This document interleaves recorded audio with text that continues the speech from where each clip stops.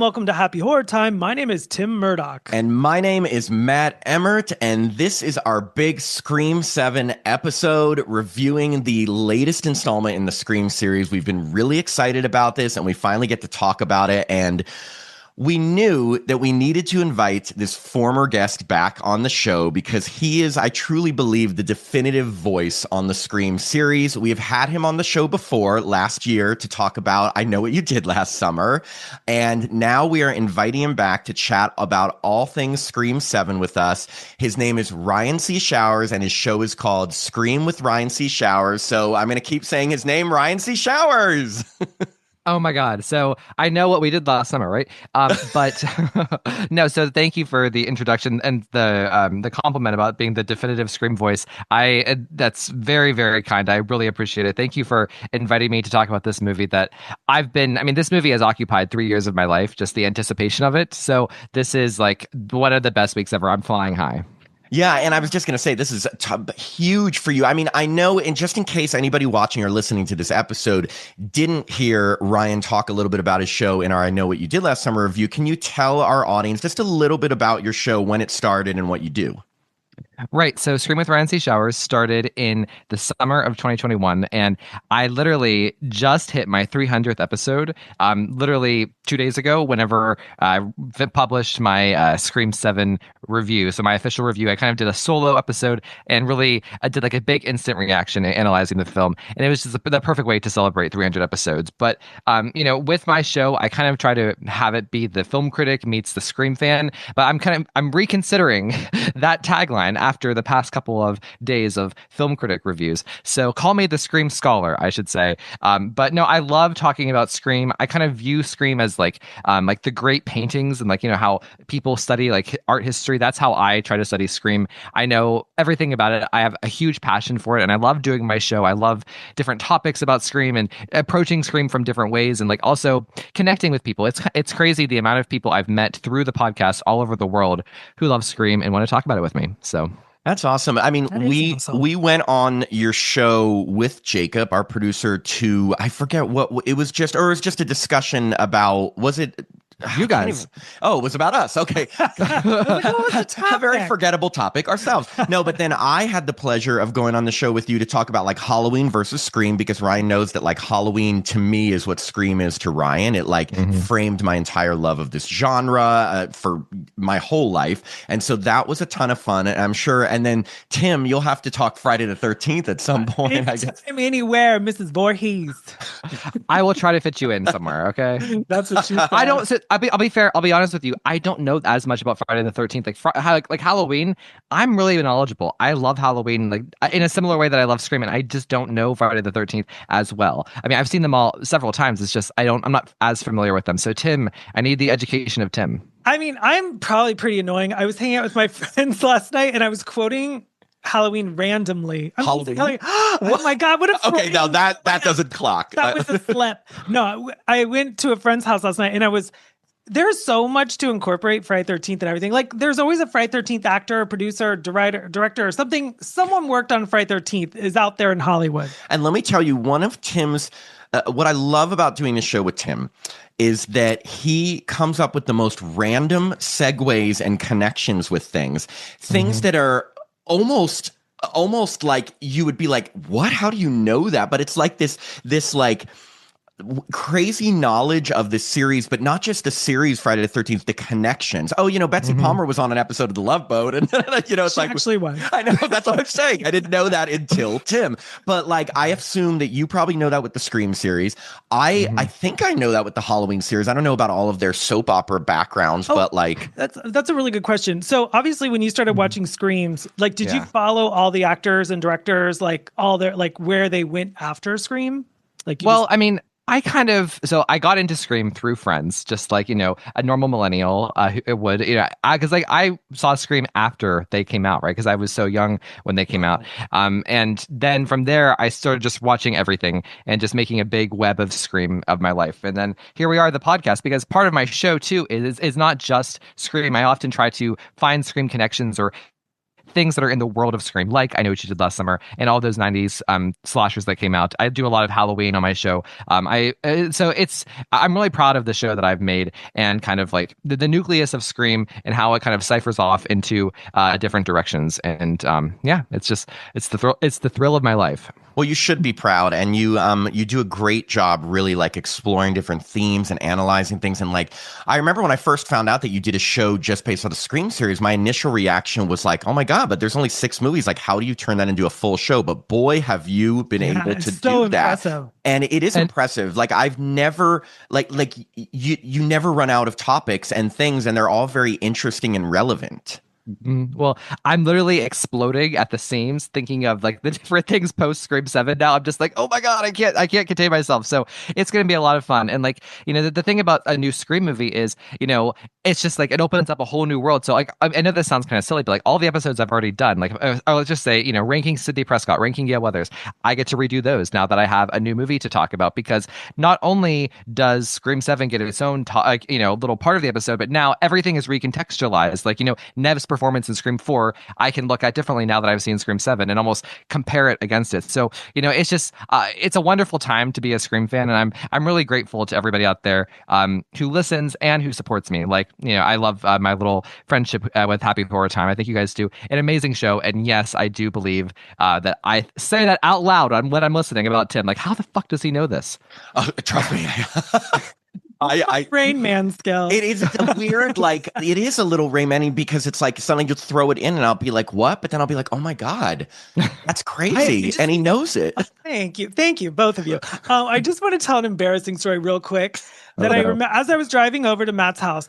I don't know if I've said this before, but I just find it so silly. So back in 1995, I made a little film. It's on YouTube called Deadly Teen. Okay. So someone was like, send that to Kevin Williamson, because this was 1996. Scream just came out. So I was like, oh, good idea. I think I typed up a letter. I was like, this is like Scream, but so was not. So I sent to Kevin Williamson a tape, but it was the wrong tape. I sent him the best of Sherry O'Terry on SNL. You have never told me that story. Okay, so this is a good time. So I sent Kevin Williamson what I thought was my Deadly Teen, because I thought he'd be so impressed by it.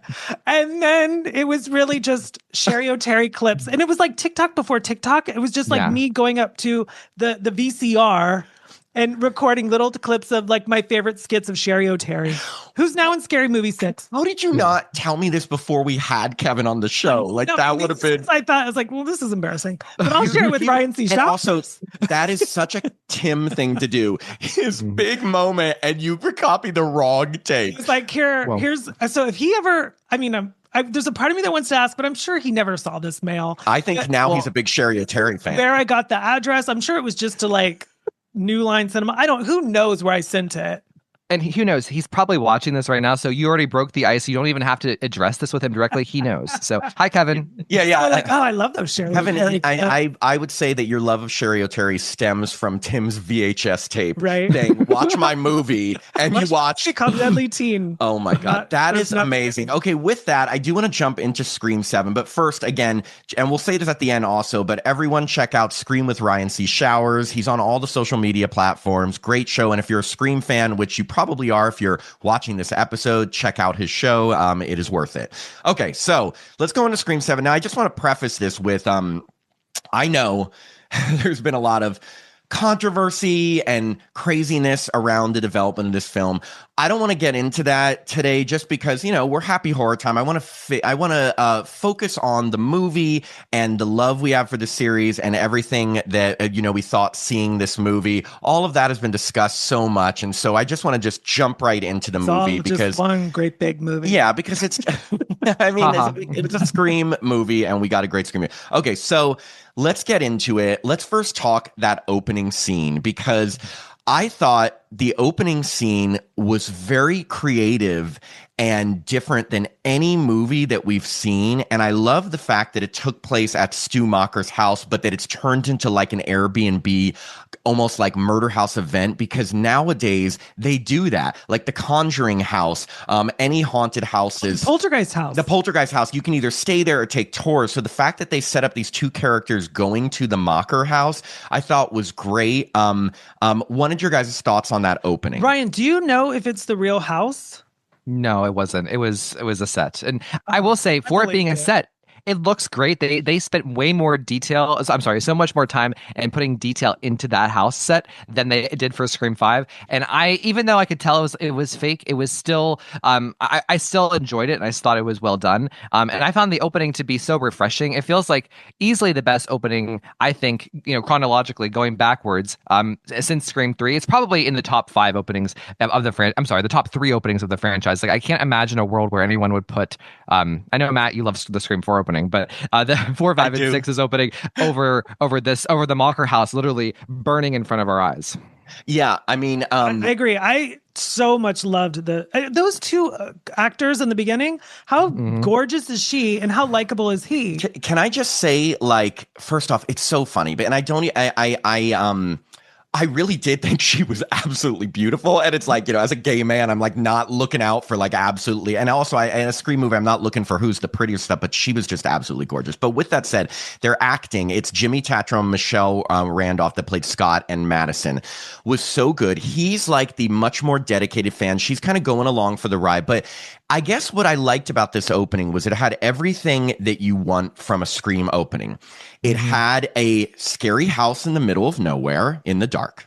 It had phone calls, because part of the Stu Macher experience is they got like a phone call with like even a like kind of fake cheesy ghost face voice that like was purposely not as good as Roger Jackson. I think it was like a variation of it that asked them questions.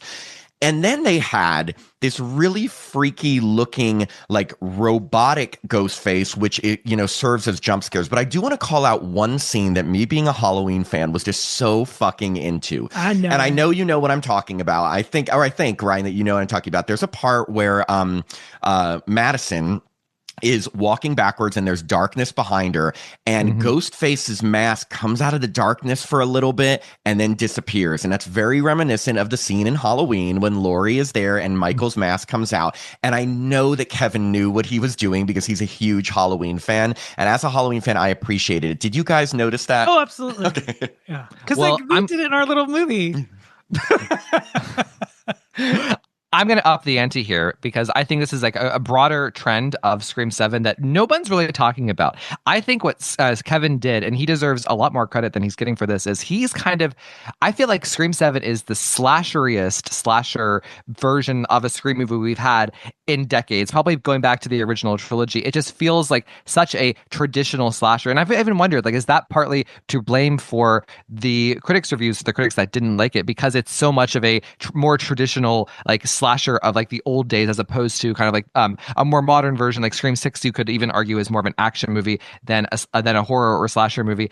And things like that are sprinkled throughout this movie, where it's just like callbacks to, and allusions and really interesting inspired homages to, awesome horror movies like, the Black Christmas, A Texas Chainsaw, et cetera, but there's a vibe and an execution of Kevin's approach as both a director and a writer that I feel like this just feels more like a slasher.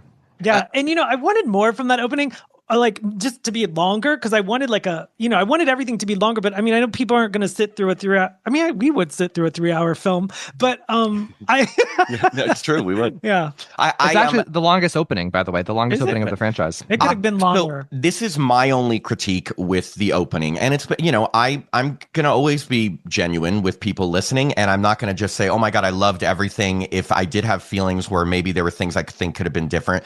It's not actually with the opening. It's with the trailers giving away her hanging on the chandelier and falling onto the knife, because that was such a cool moment in the movie. I kind of wish instead they had focused the trailer on some of the misdirects in that scene rather than the final conflict of her falling on the knife, because I thought that was a beautiful, like, sort of ending for her. Obviously, they didn't show him burning her alive, which was great, which was not great like I'm a sadistic fuck, but like great in terms of his burning the whole house down so he burns her alive. But that is my only critique with it. I kind of wish they didn't give that away in the trailer, because I've never seen someone hanging from a chandelier in a Scream movie and falling onto the knife. You know what was really brutal about that? She got bashed in the head, like he threw her against the banister, and then she's walking up. Like I was like, oh, that's like, it seemed like this ghost face was more mean. You know, like I thought. Very mean, and also just very thoughtful. And another thing that Kevin did throughout, and we see it in the opening, of course, but then throughout the film with the kills, he kind of, and I have to say, I don't even think Wes Craven ever did this to the extent that Kevin does in just this single movie. He kind of gives us like these picturesque deaths, or, you know, like someone, like, we'll get there, of course, but, you know, and we're doing spoilers, right? Oh, are you kidding? Yes, we do. Like, you know, you have McKenna Grace, you have Asa German, you even have Anna Camp. Like, there's just something almost like picturesque. Like, he gives these, you know, death scenes, they play out, but then they end, and it's just like, you know, it's like a portrait. And I feel like we get that too in some way with the Mocker House, because with the house burning, it's just like, you know, it's such a visual statement. Now, one thing, okay, two quick things with the opening, and then we'll move on from that. But like one thing is, just wanted to see if you guys caught this, because I noticed, and I love these kind of little tiny things you have to listen closely for. When they were driving up, they were listening to a podcast, and someone was talking about Stu being seen in the background of the college party, which is such a funny Easter egg, because Matthew Lillard was an extra in Scream 2 and was in the background of the party, and they placed that in there even though, you know, Stu's not alive, as just like a little Easter egg. You can barely see it, but I love that they worked that into the podcast. I don't know if you guys heard that or noticed. It was, you know, and then the second thing was, and I totally lost my train of thought. I can't remember. Okay. I have a thought. Okay. One thought, yeah. Just one, and then I will be done. The scene, like, one thing I really love about horror films is like when someone is at a sink and their mirror opens, and you always think when they shut the mirror, the killer's going to be there. Or in this movie, she opened the refrigerator door, and then when she closed it, you think the killer's going to be there. I love when horror films do that, because it's almost makes the audience like beg for the killer to be there, and I love that the killer's not. Well, and can I just say about the opening, one thing that's underrated, I think, is like the characters themselves. Like, one of you just talked about like the actors and how likable he was and how interesting she was. You know, the thing about like those first two openings, 1 and 2, is like we deeply cared about those characters. We care about Casey Becker or Maureen Evans, and I don't know if Scream 7 fully got there, you know, on the same level as the 1 and 2, but I think that they were much more empathetic and interesting, and we cared about them in a similar way that we should have to make the opening be an all-timer. You know what I mean? Yeah, and I also, what did you guys think of the symbolism of him burning down the Mocker House? Like, do you think that was like the killer's way of burning down the past, or was it just a statement he was trying to make because the killer was impersonating Stu? Just interested in your thoughts on why burning down the house and what it meant for the context of this movie. I think both. I think both are. I think that it's not either or. I also think there's almost like an aspect of like fandom and entitlement, with fandom being like, you know, this is mine, you know, and like I decide when something's over, and the Mocker House being burned is that. So, but mostly I would say that it's like the killer sending a message to Sidney like, ooh, I'm coming for you. Unfortunately, the film doesn't really go that direction, you know, because Sidney doesn't even really react much to the Mocker House fire. But I think it's more so about the impersonating of Stu. Yeah. I think that these films are always like, they play them really, really smart. And I think that's the appeal of the original, because like, I'm sure, I mean, you weren't alive yet. Or were you in 96? Yeah, I was barely, yes. Okay. Well, I mean, as someone who was 19, now 48. Like, I remember that time in history in 96 where there were no horror films. And like, obviously I gravitated towards the Halloweens and the Friday 13th. So when in 1996, it was like, I mean, you would know, everyone already knows all this, but like, we were so happy that people in horror films were actually talking about like smart things to do. That people had seen horror films like that were in horror films. Yeah, I mean, it was totally novel for that time. We never watched a horror movie where people knew the horror movie tropes and knew how to solve them. Like literally the only other one was Jason Liz when she said, I've seen enough horror movies to know anybody with a mask on is someone, but that was barely touched on. But yeah. Anyway, okay, so let's move on. So opening scene, big opening, and then we immediately get a total like fan service callback to the original because we're introduced to Tatum, Sidney Prescott's daughter, 17, same age as Sidney in Scream 1, and her boyfriend climbs through the window. But the reason why I didn't think this was, because this could have been cheesy. This could have. But the reason why I didn't think it was cheesy is because they had the boyfriend say, I was watching this movie Stab where Billy, like he was talking about the movie he was impersonating. So in that way, I really appreciated it. If they had just been talking about, I saw a random movie on and they tried to just redo that scene, then it may not have worked. And but I like that he did this. Yeah, I just love that he was talking about, he's like, we've seen Stab and Billy did this, so like I can do that. And it was just a fun little callback. And then of course they played I love the Gus version of Don't Fear the Reaper while they're making out, which is from the first movie. I just love those callbacks. And you know what, like as a fan, I'm okay with fan service. Well, and here's the thing. The Scream fandom has had a weird relationship with Easter eggs. With Scream 5, we were excited and happy and felt validated that that Radio Silence was like showing aspects of Scream 2 and 3 and 4. And then in Scream 6, I think there was like this overabundance of Easter eggs and callbacks and references. And I think we got played out from it. I think what 7 does, I think whenever 7 does a reference or, an homage, it's thoughtful and smart. And I think that Kevin, for everything, Matt, you just described of how knowing Ben is whenever he is doing all that stuff to Tatum, but then what's beautiful about this is they use a reference of Sidney's first scene to reintroduce her through her daughter. This could be interpreted as just Tatum's introduction, but I see it as the pre-introduction to Sidney's introduction, if that makes sense. Yeah, totally. Because we see now Sidney is in the role of a mom. First off, she goes by Sidney Evans because she's married Mark Evans, played by Joel McHale, who's the sheriff of the town. A nice little parallel moment with a Dewey sort of character. But the thing about Mark, which I love, is that he's never like a joke. He's just a really straight. I meant straight. He is straight. not on. Like just like he's never meant to be comic relief. He's just a supportive, strong character in Sidney's life, and they have a great little banter between them, talking about is Tatum having sex with her boyfriend stuff. But we also are introduced, which I think is the strongest dynamic in this movie, even stronger than Sidney and Gale's dynamic. And I don't know if you agree with this or not, Ryan, but like to me, the strongest dynamic in this film was Sidney and her daughter. And what I love is how it starts is that Sidney is very protective over Tatum to the fact that she doesn't want to talk about her past with her. She doesn't want to train her to be a fighter. She just wants to basically keep her in a bubble away from it. And we see a few things with her daughter reaching out, like wanting to learn more, wanting to put on her jacket from Scream 2, wanting to learn what happened. And Sidney is very resistant. I am so glad it was written like, yes, the daughter was a little bratty, but like everything was totally understandable. I'm really glad that it wasn't like usually I like soap opera dialogue and like bitchiness, but in this, I'm so glad there wasn't because I wanted to like both girls and I did. Yes. Well, so the thing that I love most about this as a fan, well, first of all, Matt's like, well, I actually think the Tatum dynamic is better than the Sidney and Gale dynamic, and Ryan C. Showers was triggered. I'm just teasing. I wasn't. I agree with you. Oh, really? Okay. No. I was thinking, I didn't know because I love the Sidney and Gale dynamic in this too. But for me, the main focus was Sidney and her daughter, and I didn't know if you agreed. But anyway, go on.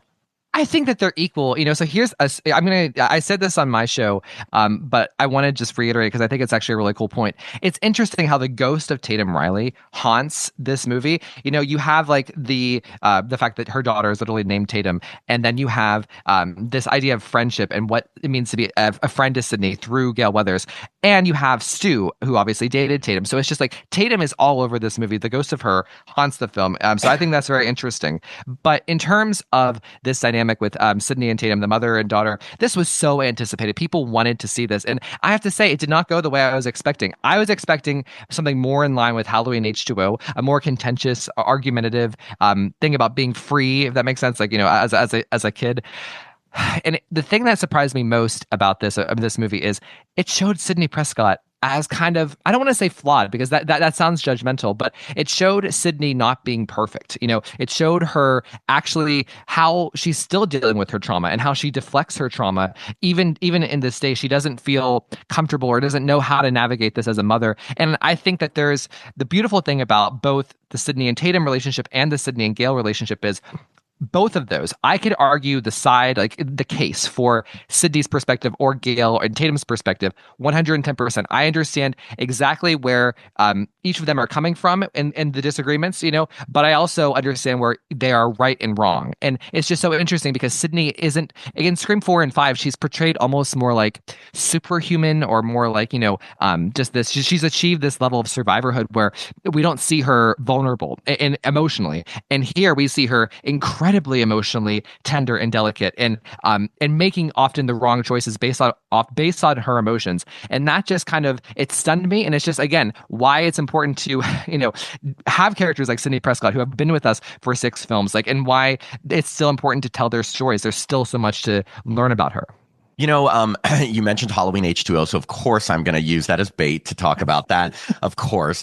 But that is a good analogy. But that what I think is the difference between where Sydney's at versus where Laurie was at in that movie is that Laurie is still living her life in complete fear. I mean, until the end when she finally rises up. And that fear has kind of leaked out into Josh Hartnett. And he is, he's trying to get past it, but he just can't because every Halloween, she is terrified.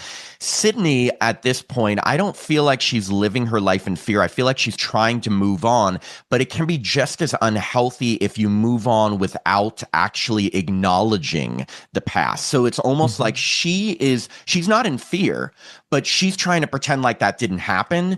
And even when her daughter asked you, well, you can just go online or watch the movies, but that's not actually dealing with it. So in both of them it can be problematic, obviously, because both of their kids are I don't know how to navigate this. But that's kind of the difference I see between Sydney and Laurie from H2O. But it is interesting that both had dynamics of the parents. I'm having an aha moment. Obviously Josh Hartnett's character is sidelined because he gets stabbed in the leg. But in this one, obviously Tatum gets a full-blown gets to fight Ghostface. I mean, Michelle Williams did the heavy lifting picking up that rock. Well, they had their big chase scene, one of my favorite chase scenes with the gate and everything. But okay, so moving on to, we see a little bit more about Sydney's life. She runs a coffee shop. Her best friend at this time is her neighbor Jessica, who has a son named Lucas who's obsessed with true crime and wants to get Sydney on a show. Everybody knows who Sydney is. That's the thing. Even though Sydney doesn't really talk about, they all know what she's been through.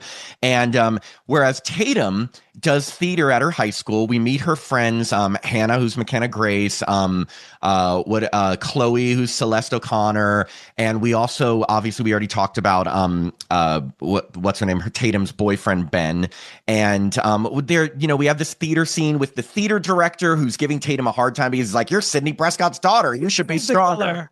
You thought he what? The theater director was the killer. They definitely gave that vibe. I hoped it would be Anna Kemp. Is that her name? Anna Kemp, yeah. Yeah, Camp. Thank you. Summer camp. As soon as they sat down, I was like, oh, this feels soapy. I love it. I knew you would love the relationship between her and Anna Camp. Oh, these two girls fight. I mean, the thing is that what I think this movie does well, just like a lot of the other Scream movies, is they do set up a lot of ancillary characters so that you think, could this person be? It's one line from a side character makes them a suspect. When the drama teacher says, "Why aren't you as strong as Sidney Prescott?" Suspect. Yeah. When Anna Camp's son is "God, I love Sidney Prescott." Suspect. Or when that guy put down the coffee, it said Carl. I was like, oh yeah, killer. Random guy, Carl. Suspect. I mean, Sydney's husband, even though he's very loving. Suspect, because Tatum's boyfriend Ben. You can't watch a Scream movie without thinking the boyfriend could be a suspect. Kind of figured they wouldn't do that again, but obviously Sydney doesn't trust him. So we've already set up a lot of suspects, but interesting. Any thoughts on the theater parallel between Tatum being in theater and Sydney having been in theater in college? Because obviously that's from Scream 2, my favorite. So thoughts on that? Well, it's interesting because yes, there is that parallel, and I mean, Kevin was obviously coloring close to Scream 2 with the literal jacket, but also the theater setting, and because that was such like a huge part of Scream 2, to both the set piece of Cassandra and the finale. And then we can even count Scream 3 with the poster and the necklace, right? But for me, what it's an interesting observation that like they are complete opposites, and this actually surprised me about Tatum is like she is not Sidney. She's more of a Laurie than she is a Sidney. She is very timid. I don't want to say meek, but she's very quiet, very shy. And I wasn't expecting that because I know Isabel May more so in like kind of playing more badass kind of characters. So, and it was just interesting that is the daughter that Sidney Prescott has. Like, Sidney was the lead actress. She was Cassandra, whereas Tatum is the dog in the big costume, right? And she's getting yelled about it. So like, I think it's actually very cool that they went that route and that it was a surprise, and it makes Tatum's arc throughout the film growing into this fighter and survivor in the image of her mother all the more satisfying and gratifying. 100%. And you know why I like that she was more timid and meek at the beginning? Because it gave us that arc. Remember, like Sidney in Scream 2 had already been through a movie. You know what I mean? She'd been through everything in Woodsboro. So Sidney, and yes, you can argue Sidney was strong from the very beginning, even in Scream 1, but like it's almost like Laurie in Halloween. Like she's not strong until she literally has to be.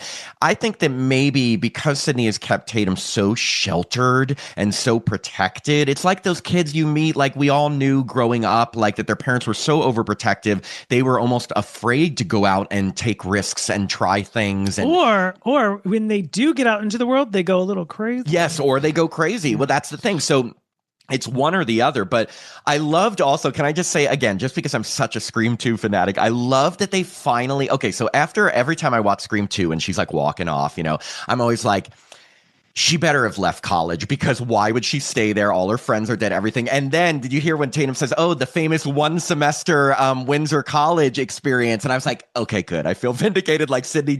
Not that I wanted her to drop out of college. It's just that like you can't stay at Windsor College. To the hills and started her started working at, who knows? Maybe she took classes online. I don't know. All I know, I just love that they just acknowledge like the girl did not go back to Windsor College after that, And can I just say, as like because the stage in the theater is such a big part of Scream 2, I was kind of worried when I found out that there would be a theater sequence in Scream 7. Like, oh, we're going back. Like, why are we treading on old territory? But I think what they do with the theater setting is much different than Scream 2. It feels fresh and it feels like its own thing. It doesn't feel like a copycat of Scream 2. It doesn't even feel like an homage to Scream 2. It's just a high school theater. And like, I mean, a lot of people who love Scream because of the meta aspect of it probably are theater kids. So there's in a small town, like I think it all connects and feels right. Oh my gosh, my whole high school experience, we did 5 shows a year. As soon as there was a show, I was like, oh, I love it. No, I mean my senior year of high school was all theater. Like, so theater kids, that is high school for them. So let's talk about McKenna Grace's murder. Obviously, people who know McKenna Grace, because she's a big name at this point, she's in everything, probably were shocked that she got killed so early. But I look at McKenna Grace in this movie as like the CeCe Cooper of Scream 2.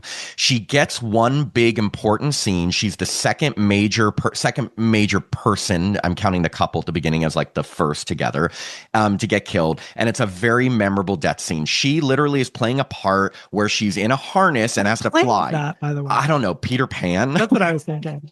What play? Do you know what play that was, Ryan, that they were doing?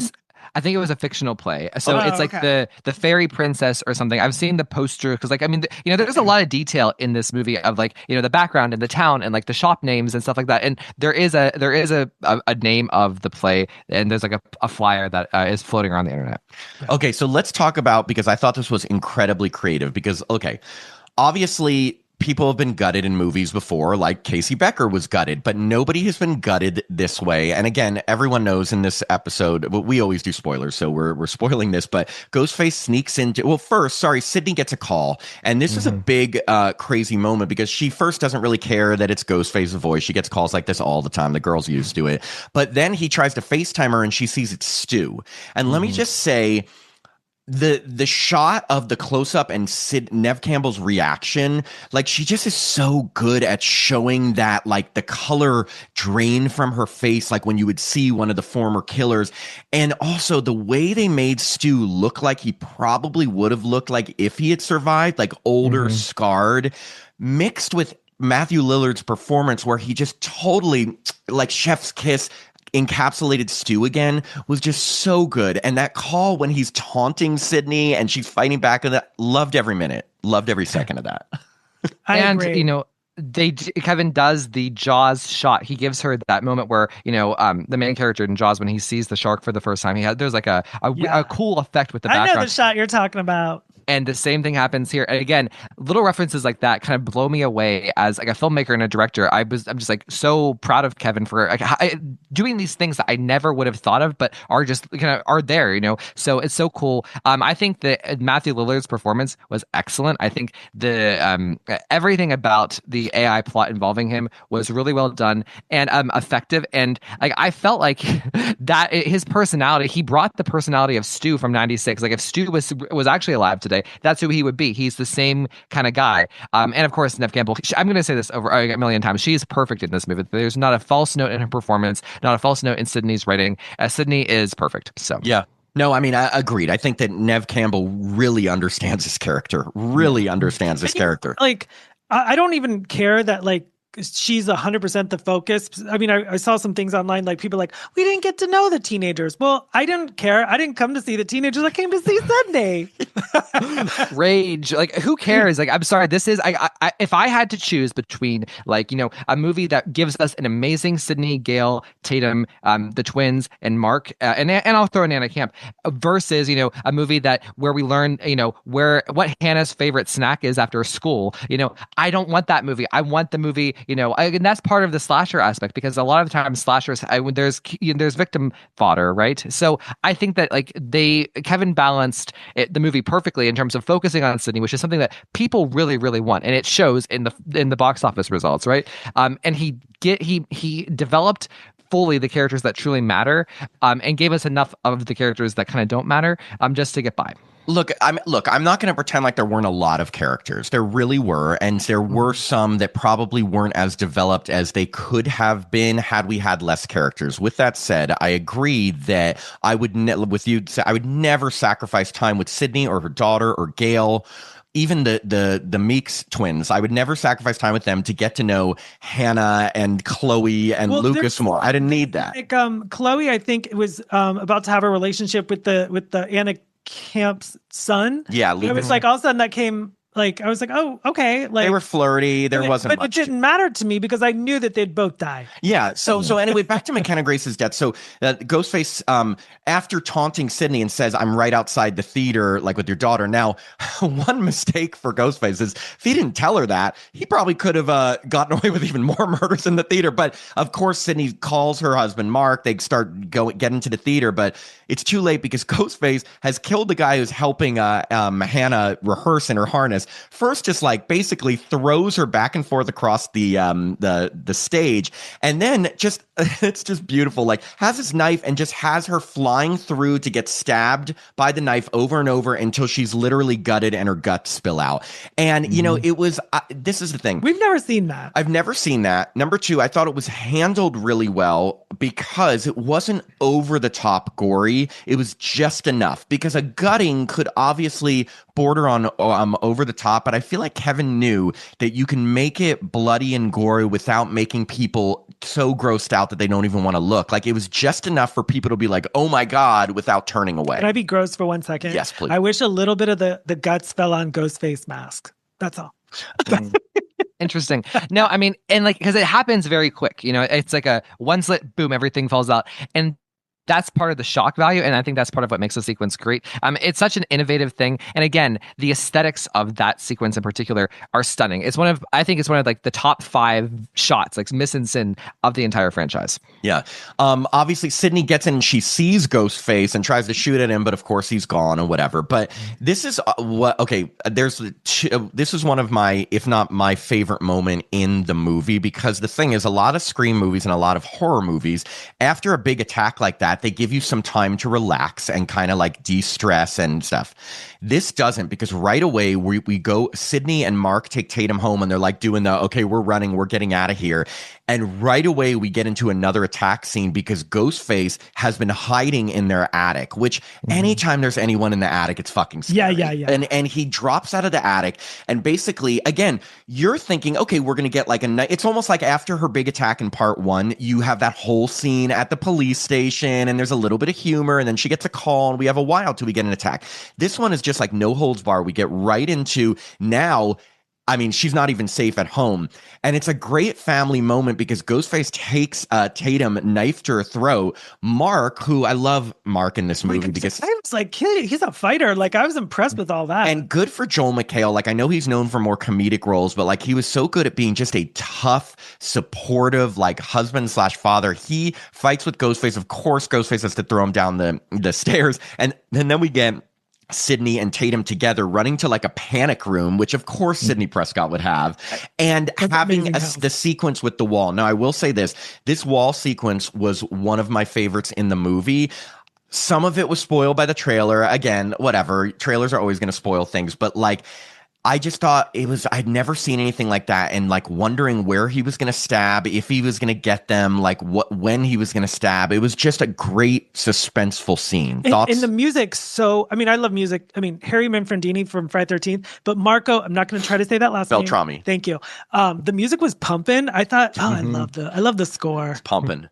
Tim was like, well, I mean, I was dancing to it, and Matt goes, sit down. And I was like, listen, I love it. And you're like, creeping. Yeah, no. But like the suspense, the camera angles, like the visuals, the way that it's edited together, both outside, inside, the sound design in that sequence, so impressive. Like, if you would have showed me that scene, like, without the context, and I told me like, oh yeah, this is a man who directed, this is his second film, I probably wouldn't have believed you because it is so well done. I think that's one of Kevin's best directed sequences by far.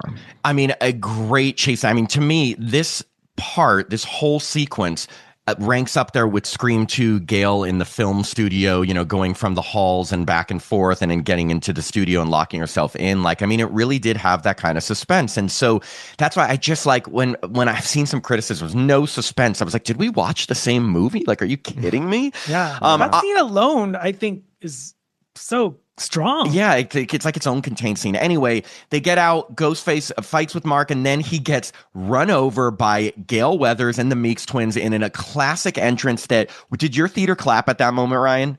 It did, and like my sister literally yelled, "That's our girl right there!" So I mean, it's like every theater clap because she runs over Ghostface and like gets out in her beautiful, was it purple or red, the suit? Red, yes. I've seen like, I would say 1,000 movies with Matt, and it's very rare that he claps, and Matt was clapping, and I went like this. So it's like, we're not at the opera. I was clapping so many times. There were so many like moments that I was just like, I just was so, like was feeling it. But yeah, great entrance, and they unmask Ghostface, and it's that creepy guy Carl from the coffee shop, and everybody's like, what? I don't get it. And the only thing that they do is find out that he was a patient at Fallbrook mental institution, which is a clue.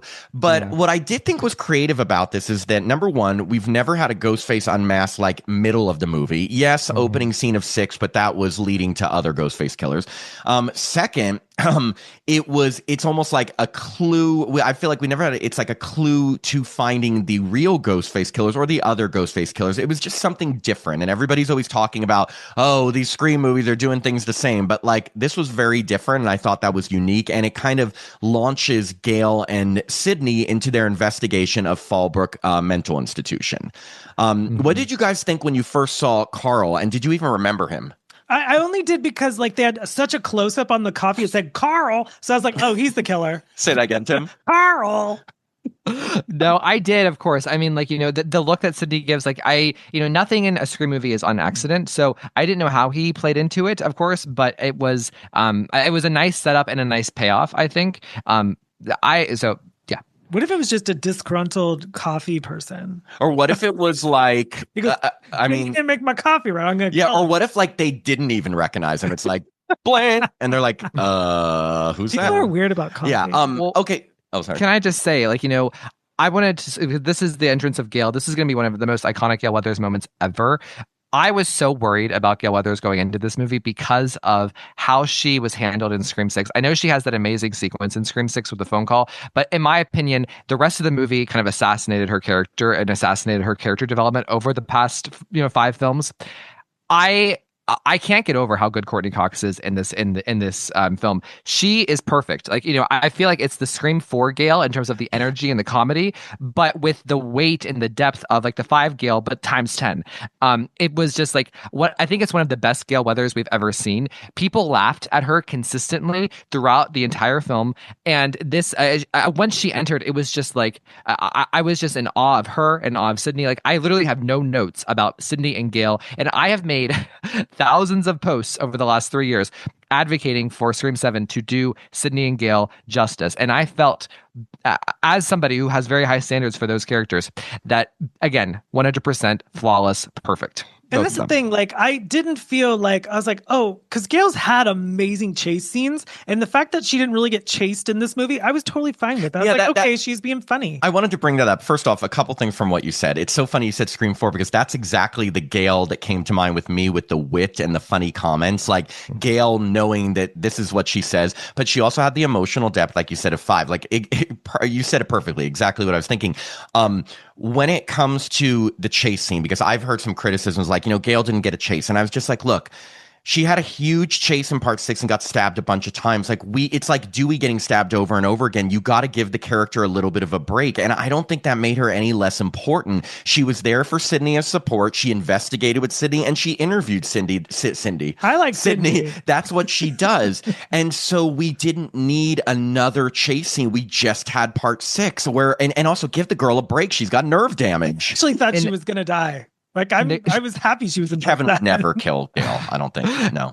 Scream 6 neglected Gale emotionally, I felt, and just because we got the big physical action suspense with her, I feel like that's all that Scream 6 was with her, and I feel like they needed to repair her, who she was on the inside, her spirit, how she was absorbing everything with Dewey, how she was absorbing her own attack. This movie had a huge challenge of doing that, shaping her relationship with Sidney and kind of giving us a glimpse of who Gale Weathers is right now, and I think that they did that on all fronts. My favorite scene, well, no, I mean, I have many favorite scenes, but when Sydney's just kind of looking over and seeing Gale like shaking, I was like, oh, that's sad. It is. Taking pills. Yes, so I was like, oh, she's... Yeah, that Gale did not tell her about, and that she's trying to hide. And she's grabbing her arm. It's so sad. It has literally brought me to tears both times I've seen it. Yeah, and we'll talk about the scenes that kind of got tears in my eyes. But like, yeah, it is sad because you're seeing like a woman who has been through. And if anybody knows about how dealing with stabs and chases and that trauma, Sidney, no, not me. Sidney knows. Oh yeah, me. God, it's been a rough life. Running from Ghostface my whole life. No, and it also kind of puts Sidney as perspective. Wow, I didn't know that New York was that serious, because there's such focus on this movie about Sidney skipping New York, which is a little bit of a meta commentary of Sidney skipping Scream 6, but it put it in an emotional perspective of her seeing, oh my God, like, because I'm sure Gale didn't tell Sidney every detail about what happened. She probably said, I was attacked, I'm okay, and now Sidney is seeing the real like consequences of, oh my God, that was brutal. Maybe I should have been there for her. We could have done this together. I could have helped. And so it really did resonate with me that she was kind of seeing, oh my God, I wasn't there for Gale in this last movie, and she wasn't here for the fans, but she did it for good reasons. Moving on to Fallbrook Mental Institution. I love a good mental institution scene. I just, it brings back a Smith's Grove for me. And they go and they meet Ethan Embry, who all I could think about was, what was the movie with Jennifer Love Hewitt he was in? Hardly Wait. Yeah. I mean, that's the and he was Ethan also in Dutch, right? Dutch? With Ed O'Neill, 1991. What? Oh, Tim's even older than me. Okay, so Ryan's like, what the fuck? Okay, so we hear that. Look, one thing I'm going to say about this movie that does really well with Stu is that, and I'm admitting this, and maybe this makes me dumb, I don't care. It really made me think, is Stu alive? No, of course he's not. Wait, maybe he is he not? And I didn't feel dumb because even Sidney and Gale, who at the beginning were like, of course he's not alive. Wait, is he alive? Like, and I think that's what the whole fan base of these movies have been arguing for years. Is Stu alive? He couldn't be alive. He's dead. Wait, but maybe he could come back. Like, and so they played on that so well. And Ethan Embry's character, Marco, at the institution says, recognizes Stu and says, oh yeah, he was John Doe. He was a patient here. He checked in the 90s after a lot of head trauma and just checked out a couple weeks ago. So you're thinking, wait, that sounds like Stu, but how would people not know about it? I'm wondering, did you guys throughout this movie think Stu could actually be alive? Yes, but I was also thinking it could have been Kelly Ripa's husband because he was a reporter. And I was like, oh, he's so handsome. I was like, handsome people can be killers. Honestly, no. I did not think Stu could be alive. But my sister, she is like as deep of a Scream fan as I am. But she's not online. She is so not. She has no idea about the controversy, of anything, right? So she actually looked at me and she said, "Is Stu really alive?" So I mean, it worked on her as someone who's watched these movies for 20 years and is really intense about it. So I think Kevin did his job in that respect. And the thing is, it's like I knew deep down that there's no way Stu could be alive, but the way that they played it made me second guess things that I knew to be true, which is, what the killers were trying to do. They're trying to fuck with Sidney and make her, and make her go crazy and think Stu's, after. But anyway, so they're starting to wonder, is Stu alive? What's going on? And they find out that Carl, the first unmasked killer, was an inmate there also. So they're like, okay, is Stu working with Carl? There was a picture of Tori Spelling. Yeah, and he had a picture of Tori Spelling. Don't ever forget. That was so funny. I'm just like, oh, Sidney and Stab 1. Like, is he a Stab fan? Like, yeah.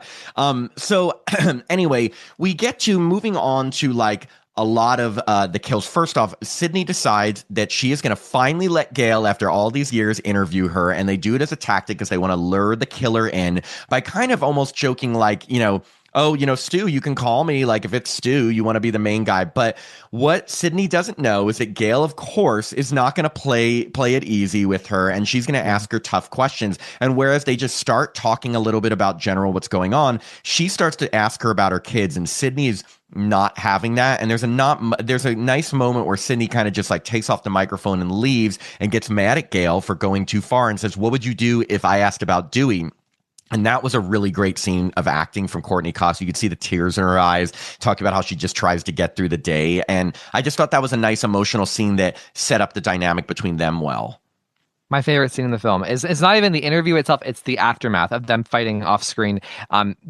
Exactly, Matt. But I have to say this scene with Gale and Sidney is very deep, and I think it says a lot about both of the women. The way I interpret that scene is that Gale, because they aren't getting the killer to call, they're waiting around, and he's not calling. I assume that Gale went there and started asking those questions to try to bait him even more. You know what I mean? To get him more interested. And I don't think Sidney recognized that. But again, from Sidney's perspective, she's reacting emotionally and trying to protect her kids. So it's a brilliant scene, and there's layers, and you can understand both perspectives.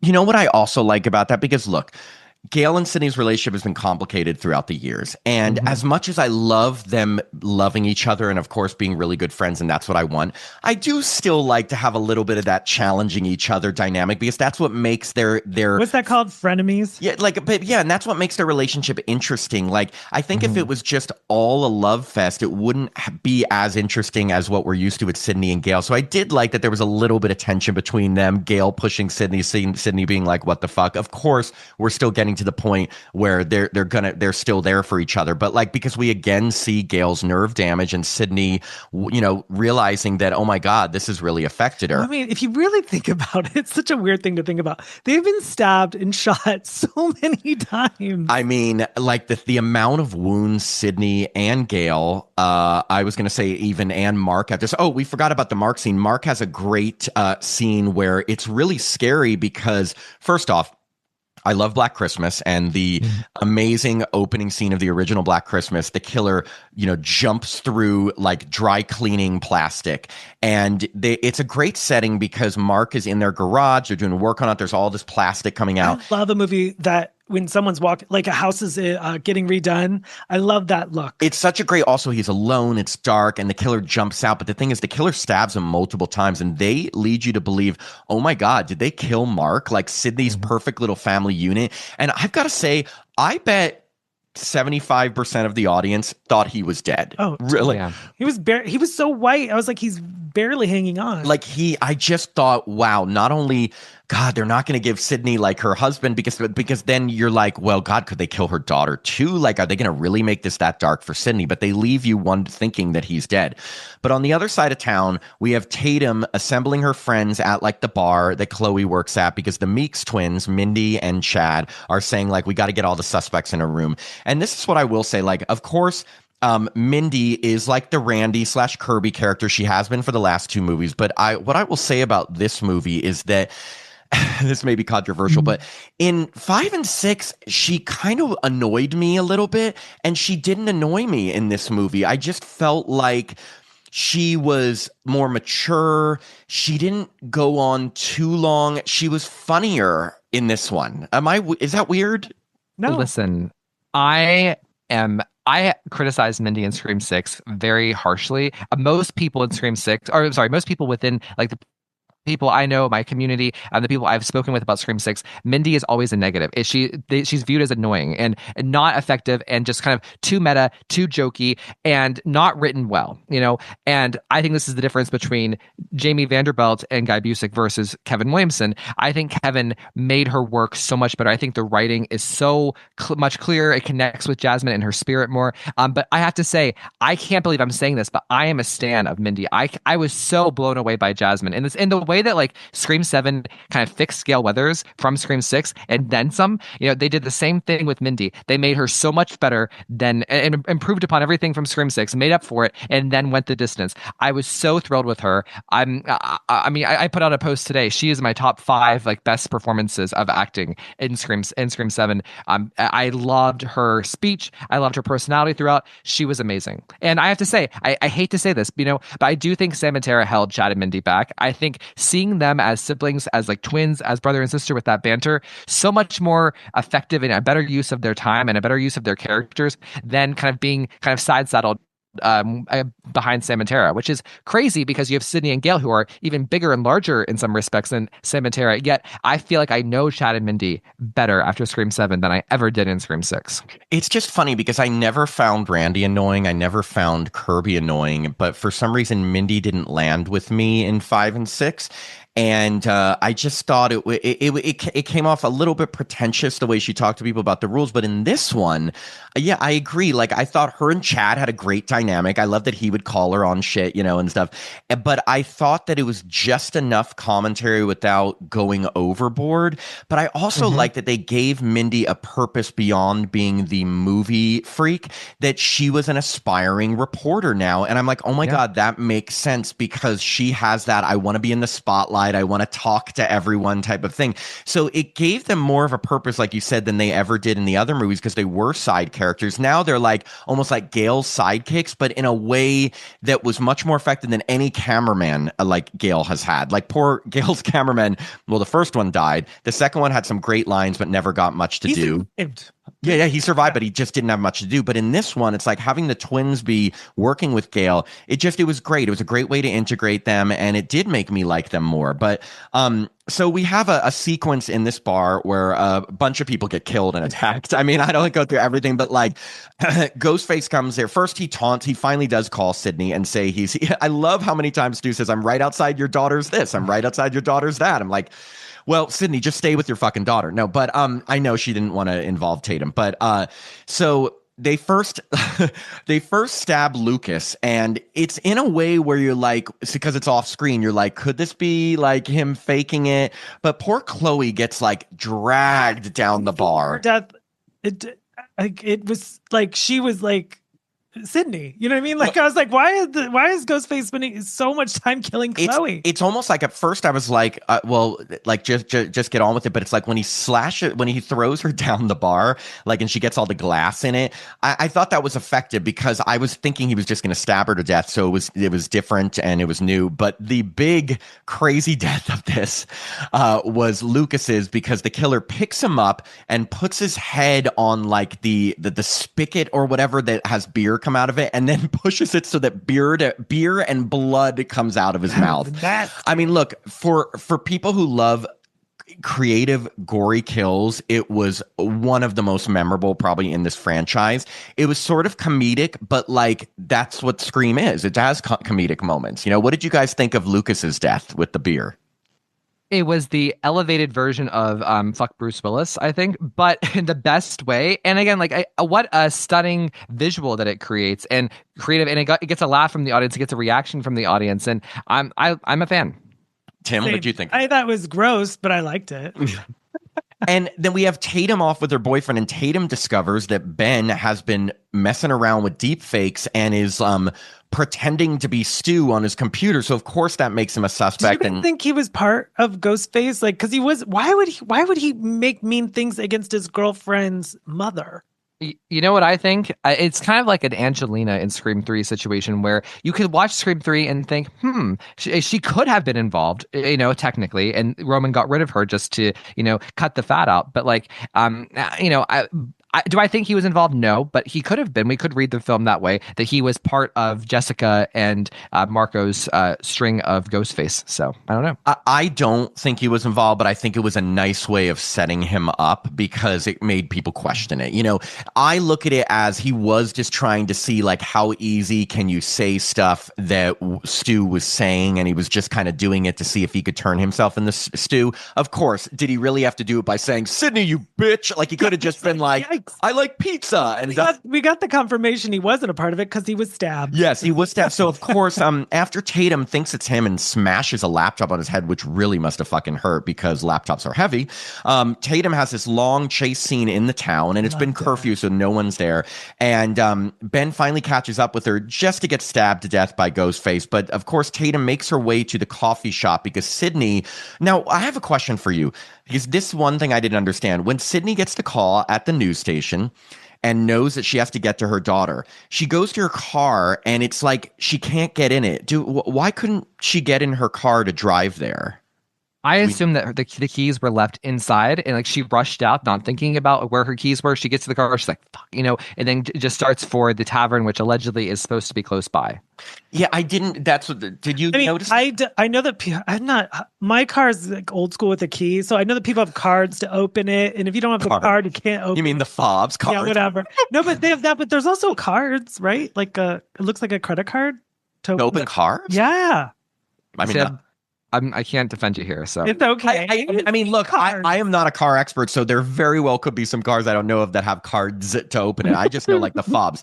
Anyway, she doesn't use her car. She's running and she realizes, well, fuck, I'm not going to make it to Tatum in time, but I can FaceTime her and direct her to the coffee shop where there's a gun. Problem is, Ghostface knows the code to the coffee shop and is able to get in. But we have a great scene where she's like, Sydney's remotely telling Tatum where the gun is, lock herself in the office, and where to shoot him through the door. And she couldn't move because it kept saying no signals. So that heightened the stakes. Yeah, and it was a good like use of technology for it's like, okay, either we're going to have Sidney there fighting him with her, or we can give Tatum her moment, which she needed, but we can still have Sidney involved remotely. And she's kind of coaching Tatum, all the things you wanted to see from a mother-daughter thing, interaction, where to shoot him. I will say Tatum, for having never used a gun, was great because I think I would have probably shot myself. Did your audience freak out when she put down the gun for like 1 second on the table? Everyone's like, oh. Yeah. Well, the brilliant thing about this scene, and this tells me like this is like Kevin Williamson and like his brilliance, and like what we saw with like the original films and the films he wrote is like it's like show not tell, and there's a very organic growth in both Sidney and in Tatum. See, like that's what you want from like a writer, is somebody who can grow both of your characters in different directions. Sidney has to let her guard down and let Tatum grow, and she can't help her. She can only explain, and Tatum has to actually do the growing herself, and we see her change in front of our eyes versus being told that she's changing or she's becoming this badass. So that was such a brilliant brilliantly written scene, a brilliantly acted scene by both of them, by Nev and Isabel. And again, it really showed Tatum as truly vulnerable. Like, speaking of Laurie Strode, like they're just the body language and the tears and like the vulnerability that Isabel May puts into that scene, but then grows into and out of as she defeats the Ghostface, or what she thinks, is so good. Oh my God. I can't praise that scene enough. I that's someone I haven't talked about in this episode yet, Isabel May. I've got to say, like, I thought she was incredible in this movie. I did not know who she was. I hadn't seen her in anything before. I thought she played the character so well. It was so believable. I thought her emotions were just like raw and just like understated. And I don't mean that in a way like not enough. I mean understated in a way that you can relate to, because a lot of times, like when Tim and I watch a horror movie and they're like, hi, like it's like they're delivering their lines like they're in a play. I mean, she played it genuinely scared, because we've seen a lot of horror films that are just like, okay, I'm in the scene, but my face isn't telling you there's any emotions there. Yeah. I was reading the emotions. Reading the emotions, you know, the tears, the like when she was angry at her mom, when she was really thought when she couldn't do it, when she didn't believe in herself. It was just so, the vulnerability she shows, it was just great. I mean, they really picked the right girl. I mean, I'm a broken record, but like if the actor's scared, I'm scared. You're like, so it's like, I need to see it.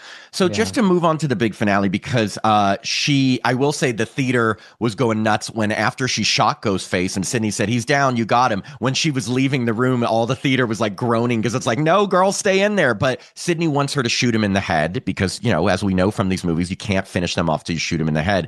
Of course, the killer's not dead. And when Tatum tries to get away, then there's another killer coming at her. And both killers like kind of go after her. And then it's just like darkness. Did you think the movie was over?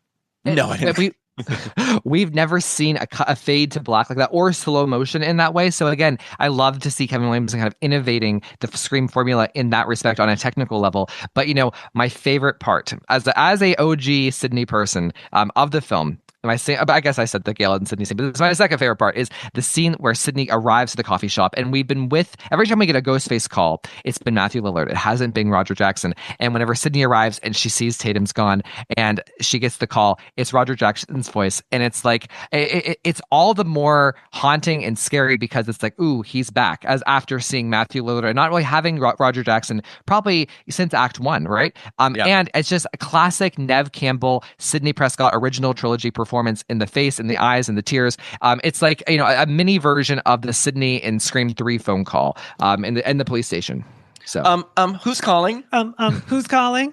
Yes. But you know what I mean? It was just so emotionally effective. Like Neve Campbell's best moment, in my opinion. And also just so interesting and conniving of the killer to use Sidney's family and to take it to her home. You know, they I think the line something about like where the heart is. Yeah. And it's so symbolic because then in the finale, you know, we go to Sidney's house. That's the location of the finale. And the location of the finale is a very sacred thing to a Scream movie. So it's just so smart all around. It is great. And you're right. Like we had Roger Jackson at when she first gets the phone call before it switches to FaceTime, which is the usual hello Sidney, but it wasn't the same depth because at that time she's just like, it's another prank call, you know. And then it was mostly Stu. So getting Roger Jackson's voice back then was really great, and also it sets up a finale where obviously she can't go to the cops, she needs to go herself, just like Scream 3 when it's like she's like, oh God, if I don't go, like they're gonna kill my daughter, and basically they've kidnapped her daughter. So she goes home, and then we get the scene with AI deepfakes. Now, look, I've been seeing online, some people have been knocking this. I couldn't disagree more because as a fan of specific killers from these movies, knowing that they're dead and not wanting them to do any sort of like, you know, dumb ghost haunting thing, I wanted to see them in certain ways. And obviously you can't resurrect them, but with AI and deepfakes, you can bring them back to taunt Sidney. And that's what she gets as she's going through her house at first. She first has Stu on there who taunts her. Then she has the big one that they were keeping a secret, my favorite ghost face, Mrs. Loomis. Oh my God, I loved it. And then they had Roman, your favorite ghost face, taunting her, talking about being a brother. But what I loved about this scene is that Sidney, knowing that all these people were dead, she was interacting with them. Like we got dialogue. Like when Mrs. Loomis came on and said, you know, you killed my Billy. And she's like, and I do it again. I just loved that because it's like, you don't get more Mrs. Loomis scenes with her because she's dead, but we did get one. And Scott Foley using like the brother aspect and bringing that in. And then Dewey, who it made it more sentimental, like taunting her about that everyone she knows dies, basically. But I loved that. I was interested in your guys' thoughts. Too much fan service or just enough? Absolutely, and not enough. It's like I'm sorry. Let me just rephrase. I got really passionate. I think the criticism of this sequence is so dumb. People saying, "Oh, well, they don't look like they would be. They don't look like themselves." I know, but like they're missing the point of like this is supposed to be AI. It's supposed to kind of look somewhat artificial and not polished and perfect, like with the backgrounds and stuff. I thought this was so good. I loved the choices of who was in this montage and who wasn't. I think Mrs. Loomis was a wonderful addition, a real shock for the audience. And I think it was important to have Sidney's brother there talking about family now that Sidney's family is literally on the line again in a different way. And also, just how brilliant is it to go through this montage of killers, who all revealed themselves to Sidney in a finale right as the finale is about to happen, and another killer is about to reveal themselves. It's just like the perfect kind of crescendo moment before the reveal.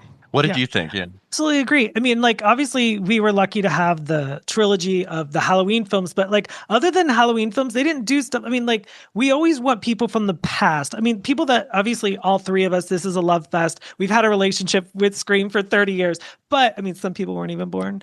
But like, I love any kind of callback like that. Like, I will never not like if they did a Friday 13th and had Amy Steele or Dana Kimmel, I would just be like, oh my God. Awesome. Exactly. Like, I would knock it and be like, I'm angry. If they had AI versions of like different, like either way, like the fact that we just got these people back that were such celebrated people in the series, like everyone that I know loves Mrs. Loomis. Everyone loves Roman. Most people, I think the one person missing was Jill, which would have been good because if she came on after Roman saying like, hey, cuz, like, especially because, you know, it was like brother, it was from Billy's mother who taunted Sidney to her half brother to her cousin. But again, we still got enough people, and Dewey hits her right in the heart. her? Can they AI Emma? Probably not without her permission. Right? Yeah. She's like, sure. Yeah. So I absolutely loved it. Like, I don't give a shit if people don't like fan service. I'm a fan, and it's called fan service for a reason. And so I loved it. I never even knew that term until you guys. Oh, really? Yeah. Oh, yeah. Fan service, Easter eggs, all those. So we get to, they have Tatum tied up, just like Stephen Orth in the beginning in the backyard. And the first ghost face that has her unmasks, and it's Marco, who is Ethan Embry, who was the employee at the Fallbrook psychiatric place. And he basically says that he works in AI and was able to fake, and he kind of laughs at her, and he's like, you really thought Stu was alive? The guy's dead. But the thing is, at that point, you're like, wait, what? Why would he care about? He was also obsessed with Jennifer Love Hewitt. And and can't hardly wait. Yeah. But then we get to our main mastermind Ghostface, which happens to be her neighbor, Jessica. And the thing about Anna Camp is that Anna Camp plays an unhinged person so well. I don't know if you watch the show, Ryan, but she played twins on that show. One was crazy, one like kind of became crazy. She's just great at it. Pitch perfect. She's a little unhinged. So it's like, I knew she could play a character like this well. Now, this is where I'm going to get to a point where I feel like we're going to have to discuss this, because I will say, for me, the motive was the weakest part of this movie. Now, it didn't affect my enjoyment of this movie at all. It didn't make me think like, oh, God, this movie sucks in any way. As you can tell from this whole review, I loved so much of it.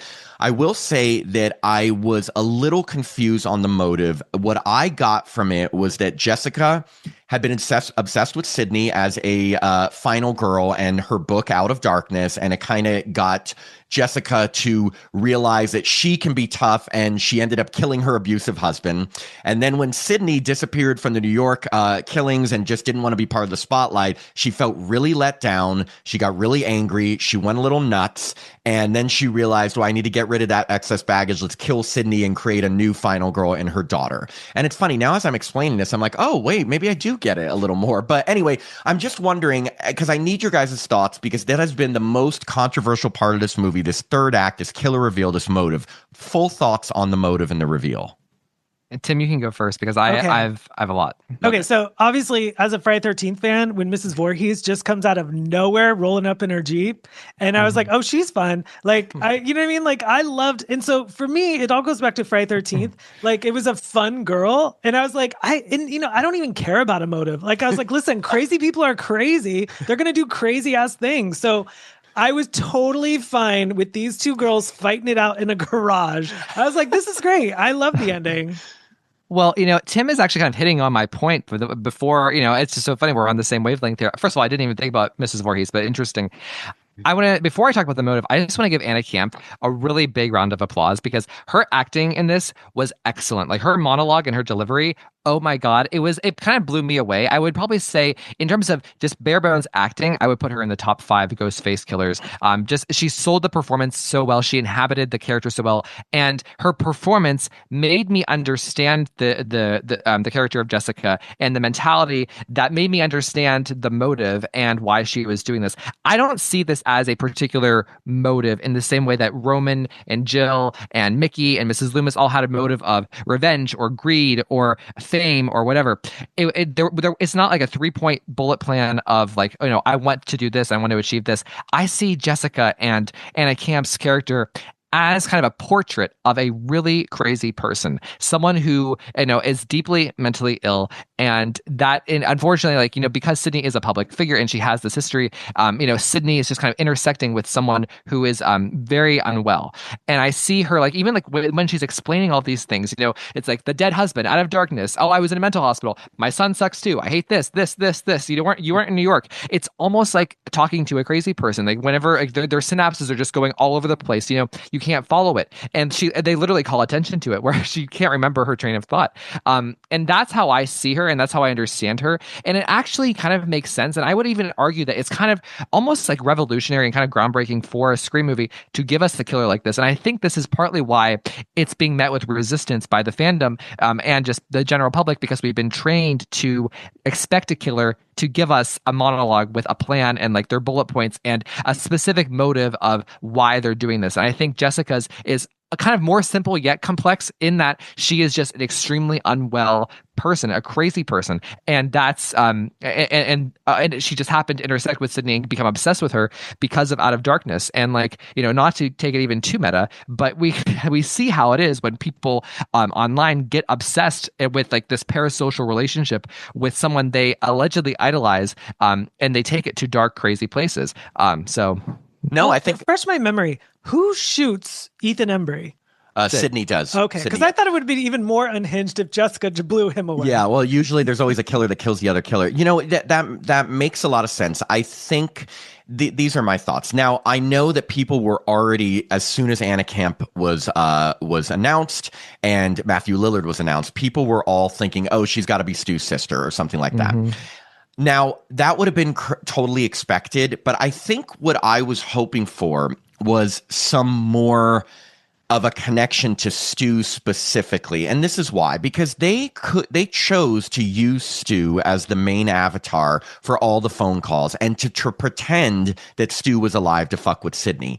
And then the killers really had nothing to do with Stu. They were obsessed with Sidney. And I guess that's where some of my confusion lies. I guess that's where I was thinking, oh, maybe it would have made more sense if one of them was directly connected to Stu.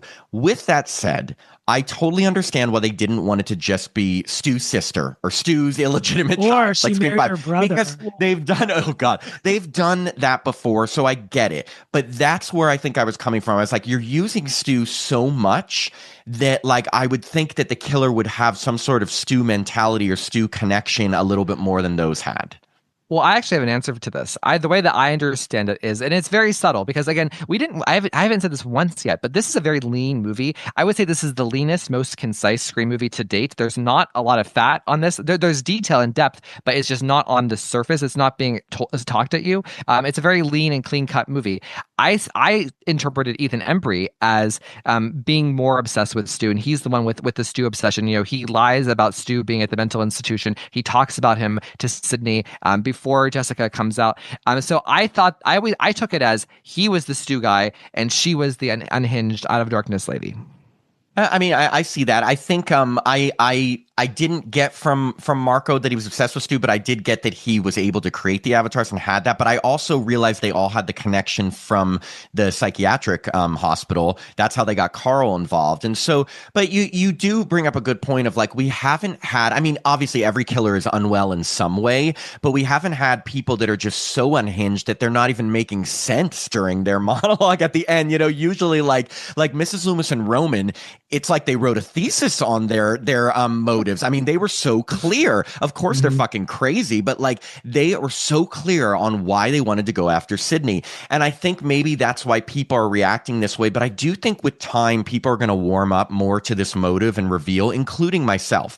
I think that like when you watch it more, you're going to be like, you know what, that is creative, but it isn't the same thing. It's not just family members coming after them again because of revenge. I can't wait to see it again because there's a whole conversation in the coffee shop between Jessica and Sidney. Now I'm going to go back and be like really dissect it. There's little things. And again, I'm only saying this because I love this movie. And when you love something, you can find little things you want to critique. Like I almost would have just in that conversation with Jessica, I would have loved one part where, remember how it's Jessica's son, who's the true crime obsessed Sidney impressed. Like what if Sidney was like, God, like, you know, when I wrote, and Jessica's like Out of Darkness, like, or like some little things where you're like, wait, maybe she has a little more knowledge of Sidney than her son. When it's not just her son. She was in it. I was like, I said to myself, you weren't there. I was in my mind. What'd you say? I said, I hope she's the killer. I mean, of course, she's great. She's amazing. Me too. She's an incredible actress. Yeah, and like because like and again talking about like a step up from Scream 6, like I know Scream 6 was praised by a lot of people. I can't get over that finale and those killers and the quality of acting there. So I feel like again Kevin casting Anna Camp, knowing to cast Anna Camp and working with her to direct that scene in the finale, I feel like they restored a part of the Scream formula of the Ghostface killer with even just her performance, even taking the writing out of it and everything that I described about like who Jessica is. And for me, the finale it automatically gets a little bit of a bonus because of just how good her performance is. Oh, 100%. I mean, the Scream 6 finale, I don't want to talk, like poor Dermot Mulroney, who I think is probably a good actor. Like, I don't know what was going on with that performance. The eye. Yes, but like when he was like, oh, yep, it's me. Like I was like, is this the cops in Halloween 5? Like it was really bizarre.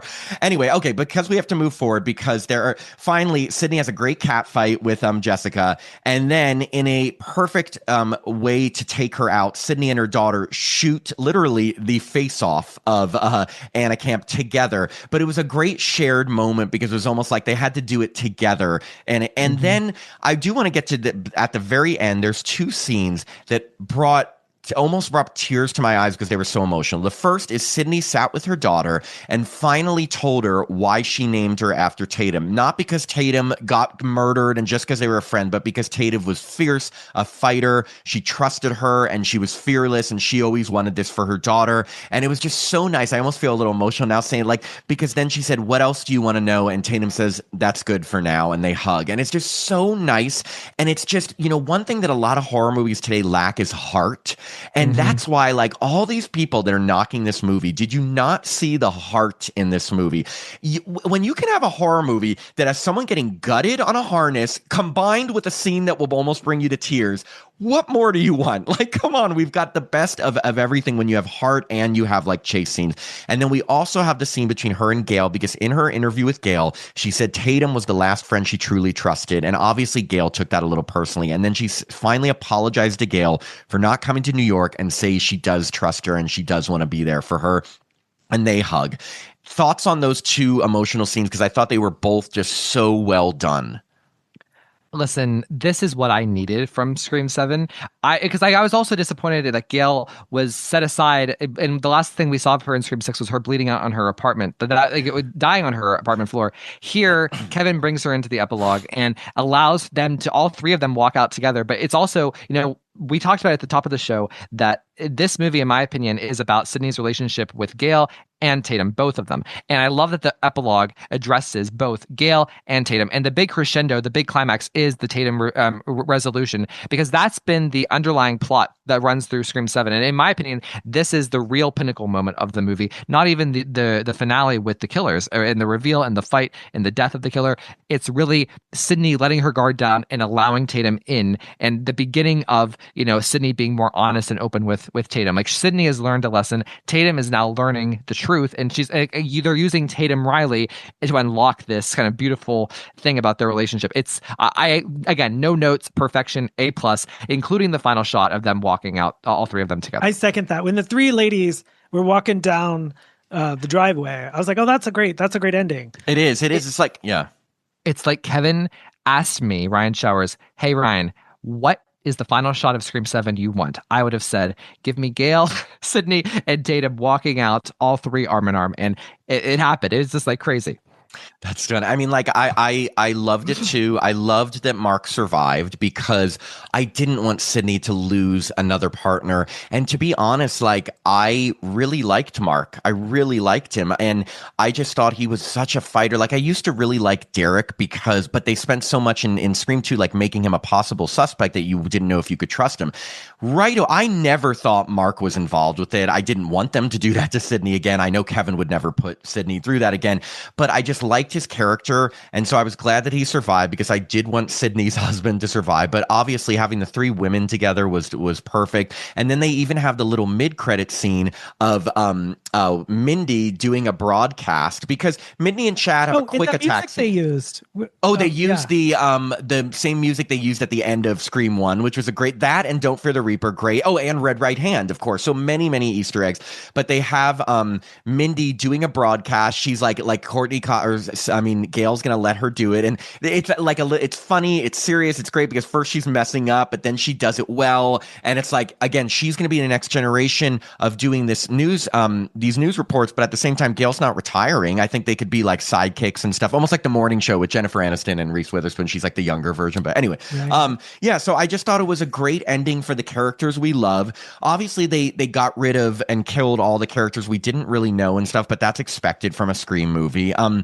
Overall thoughts. I'm going to go last this time. Want your overall thoughts. Tim, you go first of the movie. I loved it. I mean, like, honestly, if there's two girls fighting in a garage at the end, I am all for that. Like, I honestly, like, I saw it like on a big screen. So I was just so invested. And watch it, I realized as I was sitting there watching it, like I obviously saw the original a good 5 times. I saw part 2 5 times.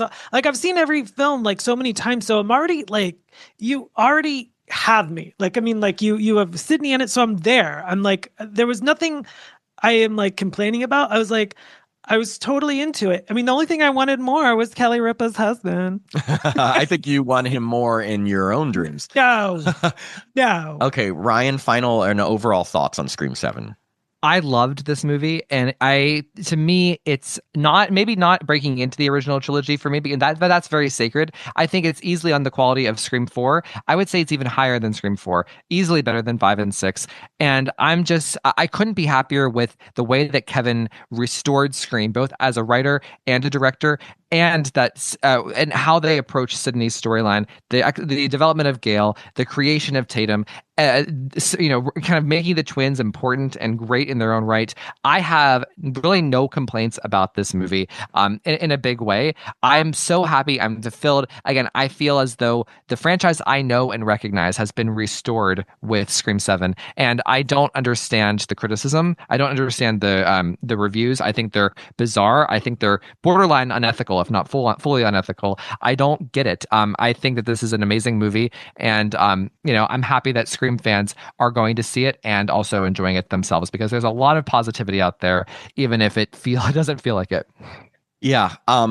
This is what I'll say. Look, I agree with a lot of what both of you guys are saying. I think it was a true return to form for this movie. I think that it did feel like a Kevin Williamson Scream film, and I mean that in the best way, because the original films, or actually the 3 films that he wrote, are my favorites. And I could feel even Wes Craven's presence on this movie, Kevin's presence. Nev was amazing. Gale was amazing. I think that the suspense level was higher, the most suspense I've seen in a Scream movie since maybe the second one, with the way that they handled some of the chase scenes, the dark settings, hiding. It's like a slasher's lover's dream is to have a killer creeping around in the dark and coming out at the most inopportune time. That is what slasher film lovers want. And it's like Kevin knew exactly how to do that with Mark's attack scene, with the opening scene, with the Sidney and Tatum around through the wall scene. So it's like the suspense level was great. for people who love gore, they had just enough gore to make it interesting and fun and different. And I really appreciated the characterization because they did have to, juggle a ton of characters in here. And that is not easy to do and still keep the focus on Sidney. I think that our theater had so much fun with it. And like Tim said, I was clapping throughout and laughing and screaming and all this. Never does. Yeah, which I don't do. And that's because I had such a good time with it.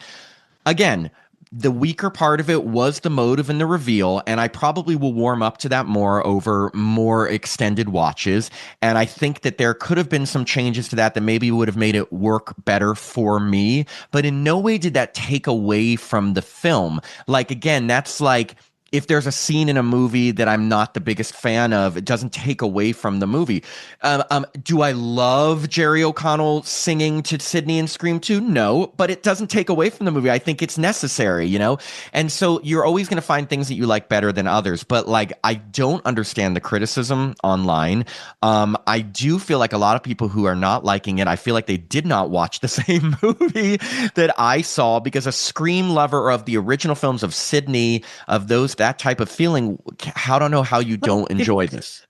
Get crazy about I Know What You Did Last Summer, because I didn't recognize that film. Exactly. Like, I didn't even feel like I saw as much hate toward the I Know What You Did Last Summer reboot, and that was just bad. Didn't even feel like I Know What You Did Last Summer. So again, I do think there's ulterior motives in all of these reviews and people coming out against it. And I don't get it. But you know what? Like, Scream means so much to all of us, and we loved it. And I think that's what Kevin set out to do. That's what Nev set out to do. And you know what? It's making tons of fucking money, and we're gonna get a Scream 8. So these people, it's not working what you're doing. The crazy thing is, I was like, if you guys, if you complain, it's not going to happen. So just zap that.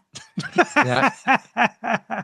I agree with everything that you guys said. And I think that this is going to be a movie that, for years, the people who love Scream, or even who watch it casually, will go back to this movie and love this movie. And I think eventually the fever is going to wear off, and the people who are criticizing it now for bad faith reasons will come around to it, whether it's a Scream 3 and 4 situation or whether there's a reevaluation. I don't know. I guess it all just depends on the future. And it's a shame. And I don't want Kevin and Nev to feel down about the bad reviews. I think they should be 110% proud of the movie that they made. Yeah, I totally. Oh, final question before we leave. What would each of you like to see from a Scream 8? Ryan, you go first. I'm a champion of Sidney Prescott, and I want her and Gale to, even if she's not the main character in Scream 8, even if Tatum is, I want Sidney to be significant and important to the plot. I don't want a Scream 5 again. I think that would be a slap in the face to this movie and to all the fans who are showing up for this movie because of Neve Campbell. And frankly, Neve Campbell is the one who is almost like on her own, solely marketing this movie. I think that if you look at the success of 7 financially, it's because of Neve. We love Neve. Don't just throw her away like they did with Scream 5. So that would be my wish. Tim, how about you? Okay, this is what I want. I want Neve Campbell in a car driving to Stu's grave. And then she pulls out a part of the fence. She sticks it in, and then it gets struck by lightning. Okay, Jason Limbs. He's doing the opening for Friday the 13th, Jason Limbs. And Stu gets reincarnated as zombie Stu. You know what? From your lips to Kevin Williamson's ears. Okay. For me, look, you know this, Ryan. I am a Jamie Lee Curtis, Laurie Strode fan in Halloween, and I want her back in every Halloween, and I'm not afraid to say that. I feel the same way about Sidney Prescott and Neve Campbell in Scream movies. I do not think she's past her prime, and I love that in this movie they have Sidney say, "Past my prime, fuck you," because that's how I feel. She's not past her prime. I want her in the movie. I understand that Tatum should be important and probably the main focus or target of the next movie, but we want Sidney to be like the Gale to Tatum, and I want Gale in it too. Like, these are people that make this franchise. Ghostface changes every movie, but our main final girls don't, and I don't want that to change. So I would like the 3 women to be like central to the plot. Obviously, we're gonna have to have Tatum in a different situation, whether she's at college or something else. But like, I just don't want them to lose that either. So I totally agree with you. Awesome. Well, I appreciate that. And, I'm glad that you articulated that because that's something that's so core to Scream. Some people try to define Scream as the meta franchise. And sure, that's a part of it. But for me, what made Scream such an elite franchise and why I have a podcast about it, why I'm so obsessed with it, was that it was, Nev Campbell, Courtney Cox, David Arquette, directed by Kevin Williamson for 4 films. The continuity couldn't have been clearer and crisper. You can even add Kevin Williamson for 3 out of 4. Aaron Kruger worked on Scream 4 and 3. So I mean, there's such consistency through Scream, and that is the real secret sauce to why Scream is really great. So I think, that should be remembered just as much as we should try to make things fresh and new. I think Scream 7 showed you can have Nev Campbell as the main character and innovate the franchise in so many different ways. Yeah, well said. So again, Ryan, tell everyone where they can find Scream with Ryan C. Showers online and on social. I am Scream with Ryan C. Showers on Apple Podcasts, Spotify, wherever you can listen to podcasts, you can listen to me. I am not as handsome as these folks to be on YouTube. But listen to me on any podcast platform. And if you're on social media and like on horror social media, you probably see my posts just because I'm annoying as shit. But you can find me at Scream with RCS across all platforms. Your posts are so like the pictures and the collages, beautiful. Yeah, and again, if this is your first time hearing Ryan and you're a Scream fan, oh my God, check out his show. Like, this is just the tip of the iceberg with how much he, in-depth, really thoughtful, clever analysis of these films. So like, can't recommend it more. Anyway, thank you so much, Ryan, for coming on our show and especially talking about this movie of all movies with us. We are so grateful for your time and, can't wait to see what happens with this franchise. My daughter. Thank you guys for having me. Okay, we'll talk with you soon, okay? All right, bye-bye. Okay, bye.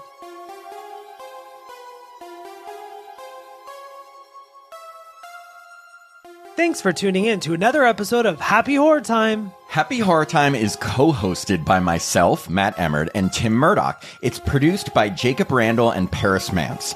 If you'd like to support our show, you can sign up to be a patron starting at just $1 a month at www.patreon.com/happyhorrortime. $5 patrons get access to all our bonus content, including 2 new bonus episodes every month, our monthly after show mini episode, audio commentaries, access to our Discord to chat directly with us, and even the chance to review a film with us in a bonus episode.